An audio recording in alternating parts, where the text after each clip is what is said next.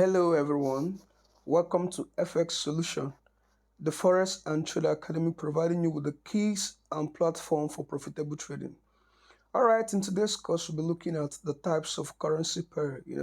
We have looked at what currency pair is and we have looked at the base and counter currency, and now it's time for us to see the types of currency pair. Remember, as I said in the first class, that we have different types of currency pairs, right? And the way I approach one currency pair is not the same I approach another currency pair, because they all have types, and each of the types have the way it's been affected in the market, right? The way the major currency pairs move are not the way the minor currency pair moves, and they are not the way the exotic currency pair moves. So it's important we know the types.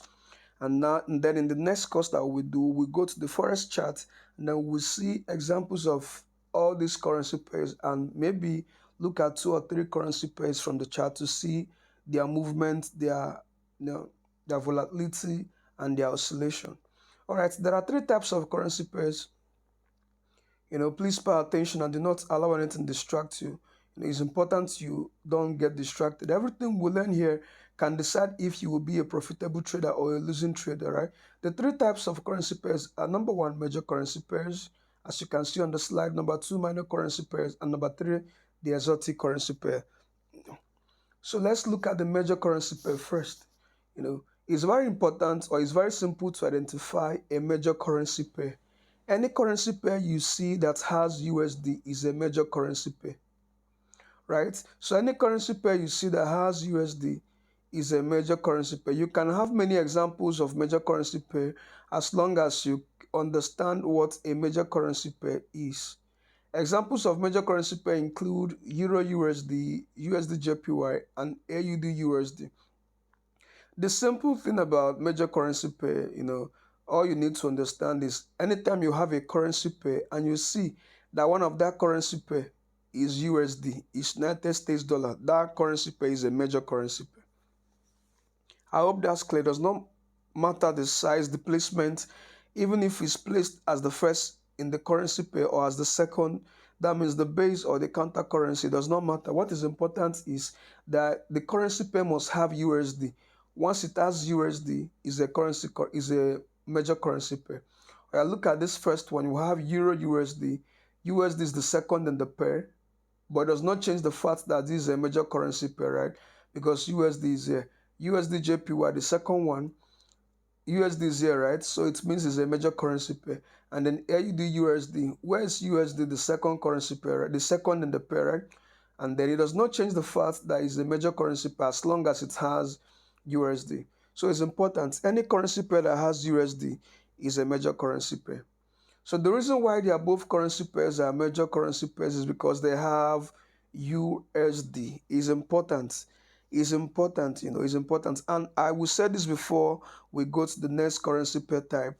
Most people only stay on the major currency pairs. And I will advise, if you're a beginner trader, it's best to just choose 2, 3, 4 major currency pairs and learn with them, understand how they work before you start going to the minor and the exotic, right? Me personally, I love trading the major currency pairs. It doesn't mean you can't trade the exotic and the minor. And of course, I will give you reasons why you should avoid some of the pairs. But major currency pair is one of the most stable pair you should always think of trading, right? Especially GBP USD, right? GBP USD. You're a beginner trader. I think it's important in your practicing using demo account to use GBP USD or Euro USD, right? So minor currency pair, this is also very easy to identify. Any currency pair that has either GBP, Euro, or JPY is a minor currency pair. This is simple. So if you have a currency pair and you check, and one of the pair in the currency is either GBP, Euro, or JPY, is a minor currency pair. Let's see. Example, so Euro AUD. Why is this currency pair a minor currency pair? It's simple. It has Euro, right? It has Euro. It does not matter whether Euro is here or here, whether Euro is the first or the second. What is important is that Euro is here, and we said once the currency pair has GBP, Euro, or JPY, so Euro has been satisfied here, right? So NZD JPY, is it a minor currency pair? Yes. Why? Because it has JPY here. and then JPY is included in the minor currency pair, right? So GBP card, is it a major currency pair? No, because there's no USD here. Is it a minor currency pair? Yes, because just as you can see, GBP, Euro, JPY, and GBP's claim has been satisfied there.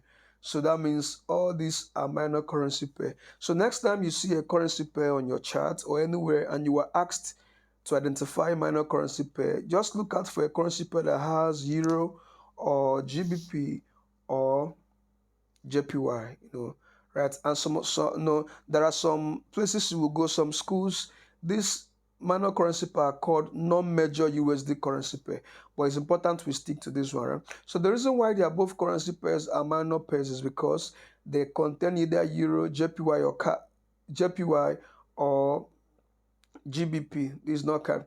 The other currency in the pair does not matter, and the position of the any currency in the pair is relevant. This is a mistake here, right? This is a typing error. It's Euro, JPY, or GBP, right? So this is GBP here. This is GBP. So the card is an error. So the other currency in the pair does not matter, and the position of any currency in the pair is irrelevant. So let's look at the last one. Before I start talking about this one, I avoid this currency pair totally. I avoid it, it's not stable at all. Most of the time you enter here and before you know, a lot of fluctuations there. It's not stable. The volatility is something not to write home about. So there are countries in the world that are categorized as emerging countries with respect to their economy, right? These countries are economically poor and famous for negative economic indicators like high unemployment rates and low standard of living. This is very fun, but just like there are many countries in the world that are still underdeveloping. They are still emerging, and they don't have a stable economy. They don't have a stable political system. They don't have stable infrastructure, and then the country is characterized by negative economic indicators like high unemployment rates and low standard of living, right? When the currencies of such countries, please listen, is important so you will know how we derive exotic currency pair. Now, when the currencies of countries that are not economically stable or that are emerging, let me say, that are just, underdeveloped countries, when their currencies are paired with another currency, we refer to the pair as an exotic currency pair. This is one of the reasons why we avoid trading it, because we know the currencies are not stable. Anything can happen.